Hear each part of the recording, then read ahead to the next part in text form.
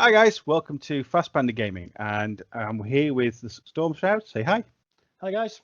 And tonight we are going to be looking at Panoceania and looking at a faction, a bit about background and things like that. So for beginners, that gets an idea of what the faction's all about, what their motivations are, that kind of stuff. So we are going to have a quick chat about what the Panoceania is all about. This is the bit where you want me to take over, isn't it? PanO, the hyperpower, the number one race, or the number one nation in the human sphere. So background-wise, in the Infinity Universe, America and Western Europe basically starts to collapse under their debt and their international obligations. And at the same time that they're collapsing, China's economy is booming, China is rising. In order to compete with China, Australia, New Zealand, and team up with India and Malaysia and other countries that they trade with in that area, and just like the Southern Pacific and around the north of the Indian Ocean, to form a trading bloc, and that grows and becomes a union, which becomes called Panoceania. And as America collapses more and more and loses control and loses influence over other countries, large parts of South America also become part of that Panoceanian bloc. That making sense so far, Claw? Yeah. So basically, it's that whole area that it's trade wars and the collapse of America and Northern Europe. Spot on. So as they are all sort of blending together and melding together, they try and create a new sort of society, taking the best elements of all the nations involved, evening out the earnings and bringing the vast majority of Panoceanian society up to a middle class level. There are still a few sort of poorer, lower class areas who are referred to as ATEX and are generally sort of kept to the side and ignored. But Panoceania has a huge chunk of its society is middle class, with a small proportion being hyper rich, and a very small proportion below their poverty line. Their government shifts, so they take away the gap between political parties and big corporations, because the illusion that those two are separate just gets lost in a number of scandals, and basically corporate lobbies are what runs the government in Panoceania. Right. It's very much a corporate-led society. So Panoceania rises to be able to compete with China and which becomes Eugene. America and Western Europe collapses. So Panoceania is doing really well. Their citizens are doing really well. Their economy is doing well. The one big problem that they have is overpopulation. There just isn't enough room for all the people.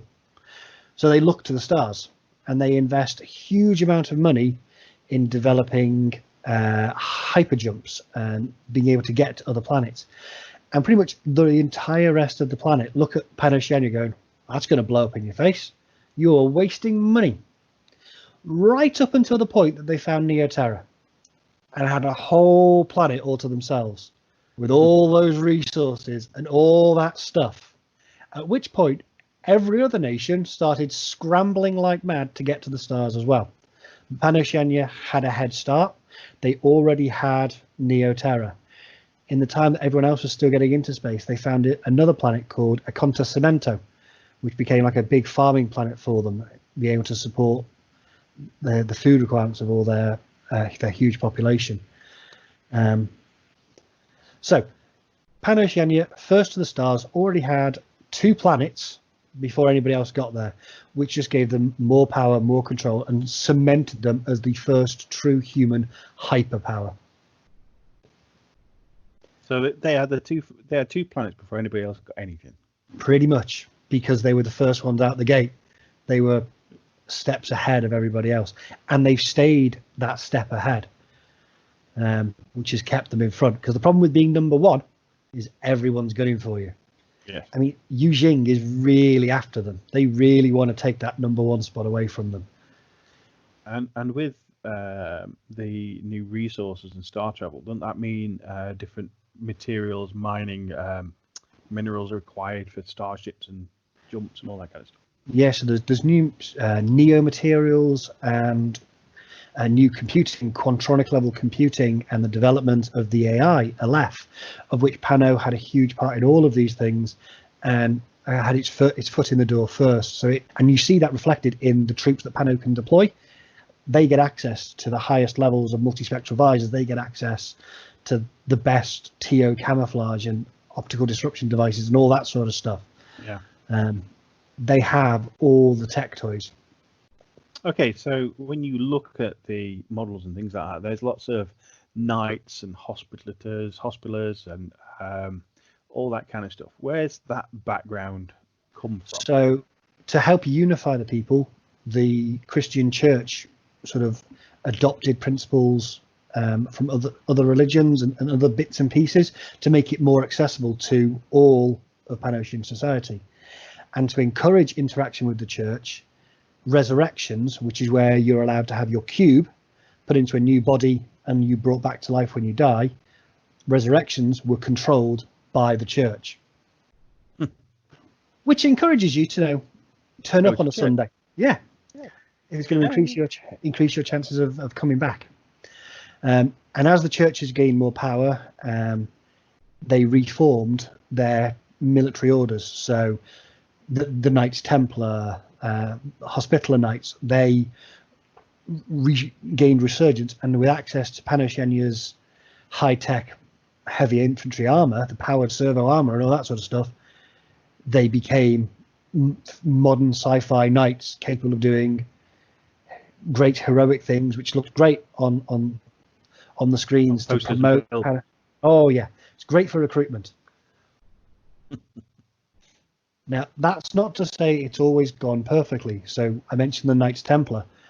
Now, the Knights Templar no longer exist within Infinity because they were forcibly shut down by Aleph for violating the one AI rule.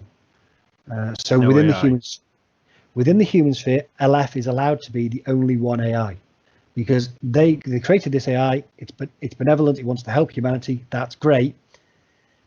There's a risk if we create a second one, it might not be quite so nice. So we're not going to even chance it. We've got this one. We're one and done. No one else develop another AI. The Knights Templar were doing that and got forcibly shut down.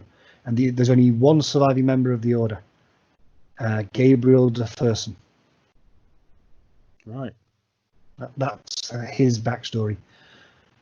So military-wise, PanO has the biggest military in the human sphere, partly because they have the most space, and they're often at the forefront of any military engagements,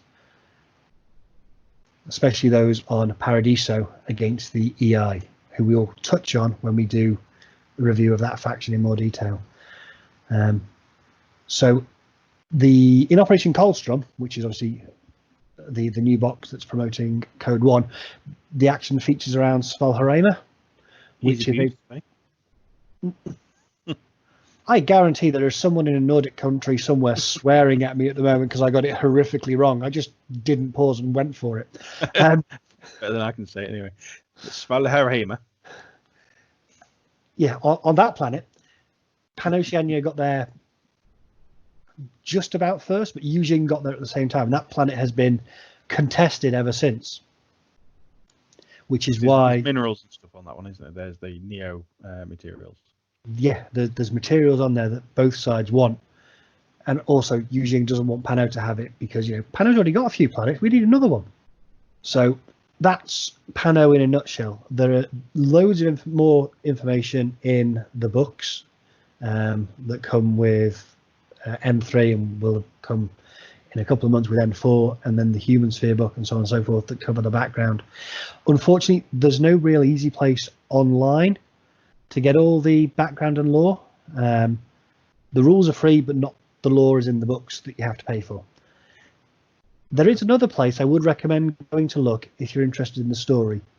And it's a little bit of a sideways angle. Modifius do a Infinity RPG game, and their books have great sections on the lore, even if you're not interested in playing the roleplay game. Yeah. Their main core rulebook for the roleplay game goes through the entire background for all of the Infinity Universe, and how we got from where we are now, effectively, to the state that they're in 178 years into the future.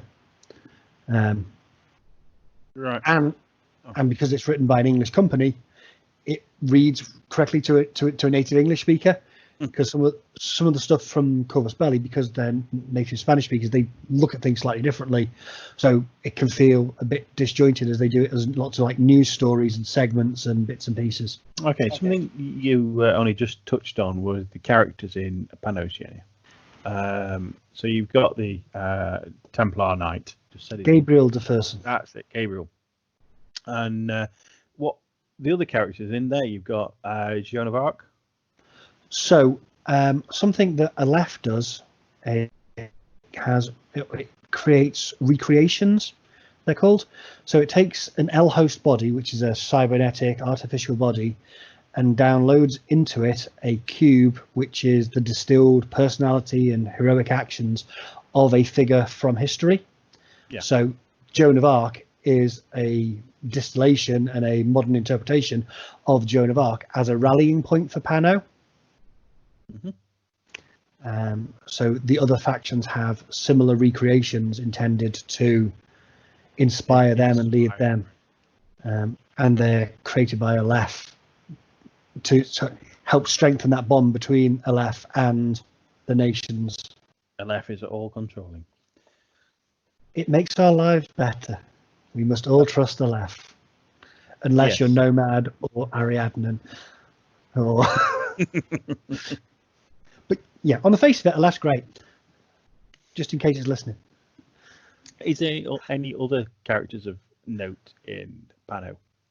Characters of note in PanO. Well, there's the ones there's a few characters that we get from Defiance and from the Dire Foes boxes. Any big historical characters that I'm missing? There's obviously the one that we get in Karlstrom, whose name I forgot. Gunnar Longmont? Yeah, he's one of the Dire Foes ones. There's a couple of those.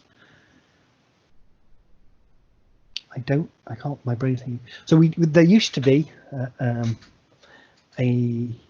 named tag pilot called Tony Macchiana, but she got killed by the combined army during the wars on Paradiso and sparked the whole Alive controversy.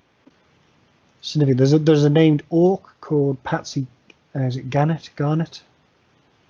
But as I've never played, Patsy Garnet, she's an orc trooper from Varuna, which is another PanO planet, the ocean planet, where you can surf all day. The way their lore and background is set up also is reflected in their playstyle to some extent, Claw. Right. So there's a lot of high ballistic skill troops because the highly trained army, a lot of high-tech gear to help them be able to shoot straight. Yeah. However, because the vast majority of the population is middle class and doesn't really want for anything, they all have quite low willpowers. So 13 is sky high willpower in PanO. Right. Because they're just used to having everything whenever they want it. Right.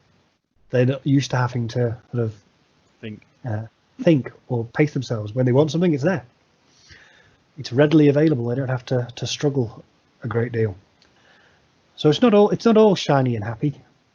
Okay, and the last thing that I've always been curious about, you see lots of things on social media saying PanO is a mistake. What's that all about? So PanO gets a lot of grief. Yes, they do. It's kind of because they are they're just always described as that number one faction. They are the flagship nation for the human sphere. So they got a lot of unnecessary hate, I think, because no one wants to play the top dog. Everyone wants to play the underdog. Right. I think that's a lot of where it comes from. Because it's also because I think the initial gut reaction when you're looking at it is PanO have all the best ballistic skills, so therefore it makes it easy. Their elite heavy infantry have the -6 to hit from their TO camo, as well as being heavy armor and ballistic skill 15 with a heavy machine gun. It's just, oh my god, it's an instant win button. Yeah, they can hit you, but they'll then spend 12 orders trying to remember what the code is for the computer. Yeah, secure the objectives. yeah, they can really struggle with controlling objectives and healing their own troops as well, because willpower is what your doctor's role. You'll kill your own guys far more often. Whoops, he's dead. Yeah. I think it's just fun to rag on PanO because they are the #1 nation in the human sphere. I've got to admit, painting these Winter Force guys from Operation Karlstrom, I really like them, and I've been looking for some more, and I will certainly be buying a PanO army. Good. I look forward to ragging on them. I look forward to beating you many times. Crits are still a thing, aren't they? Crits are still a thing, but they're not going to be as efficient. I have a chance. No, I like PanO. When I'm building lists, which I do a lot, I will often sit and play around with army, especially when I'm working away. I do struggle to create lists that, whilst I think they'd be efficient, they don't inspire me to paint the army. Yeah. Sometimes you'll create a list and it'll just have you giggling, and you'll go, I must do that. That will be hilarious. With PanO, I can often come up with a list and go, yeah, that looks good, but I could do all these other things instead. Fair enough. I look at the knights and all the other bits and pieces and think, oh, I do fancy it. The knights are a big draw. I can understand why they were a big appeal for one of our friends getting into Infinity in the first place. Is he wanted to play with a whole bunch of glorious space Knigets. You also get a lot more tags with PanO than any other faction. Loads of tags to choose from. So if you like your big giant armored robot suits, PanO could be the faction for you. And killer hackers. Got to bring some killer hackers as well if you're bringing tags. You've got to bring a lot of things to support a tag, but that's an entirely different discussion. Okay, and I think on that, have we covered everything? I think so. It was just a primer. There is a little bit of information on PanO on the Infinity the Game website. If you go to the Game tab and then click on the Factions button, you can see all 9 of the core factions that you can click on and get a paragraph's worth of blurb, and a link to the store page for Corvus Belli to look at all the gloriously painted models, which are far prettier than ours. Yeah, I'd recommend you look at those rather than ours. And next time, are we going to go through Yujing? Might as well with the other hyperpower. Okay, so with the fact that Panoceania is the #1 poster boy, I think what we'll do is we'll quickly have a look at our vlogs, see what we've been doing for the last week or so, and we'll catch you on the next one. Happy hobbying. Easy for you to say. Stay safe, guys, and we'll catch you in the next one. Bye-bye. Bye-bye. Bye. So what have I been up to in the last couple of weeks? Well, mostly it's been the Yujing from Operation Karlstrom, which you've been seeing in the battle reports of those missions. I also did recently Liang Kai, just to finish off the last of the Yujing models I hadn't done. Quite pleased with him, he's come out quite nicely. The snow works quite nicely scattered across that head. And then I also did some Yujing to get me up to 300 points so I can field them in 3rd edition and then hopefully in 4th. So there's Tiger Soldier back from Red Vale. Yeah, see if I can get that back in focus. There we go. Yeah, quite pleased with that. And this is the way I like to do my armies. I get 300 points painted up and then I add things to it as I go along. The latest Zencha sculpt with the submachine gun and the DEP, lovely model, really do like this one. I haven't managed to destroy it too badly with the paint job either. I'm sure it'll die in every list because I really quite like that model and I'm going to use it a lot, but that's just the way these things go. The Zencha, and then lastly, to get me up to 300 points, is a Canren, along with his 2 little Mad Trap buddies. You know, because exploding glue robots are funny. So yeah, they're the models I painted in addition to the stuff for Operation Coldstrom, and any of the snow I've had left over I've just been adding to the bases of some of my old cargo yard terrain, which I'm going to try and snow up all of it to give me a nice snowy battlefield to use these on. At least one of my terrain sets will match these bases. So that's what I've been up to. Hi guys, welcome to my hobby corner and my vlog for this week. So let's see what I've been up to. So, models I've been painting for this last week. I've done the HVT with the extremely big hand. Not really a fan of this model. The only one that I didn't like, so basically I've just kind of covered him in contrast. Nice snazzy red suit. But yeah, it's a nice model, apart from the really big hand, which kind of puts me off him a little bit. And contrast went on okay. Probably just took me about an hour just to kind of whiz over him, but that's about it. And I've got Liang Kai, so my version of Liang Kai, which I'll put better pictures on Instagram and things like that for you to have a look at. So slightly different colour scheme than Stormshroud went for, but I quite like him. It's quite pleased. I couldn't get the chest plate to fit the body very well, so he's quite a lot of green stuff in there. Don't know if it was just my sculpt. Stormshroud says his was fine, so could be just me. Okay. So what else it is? I bought dice, so I've got some new dice, because you kind of got to have faction dice, haven't you?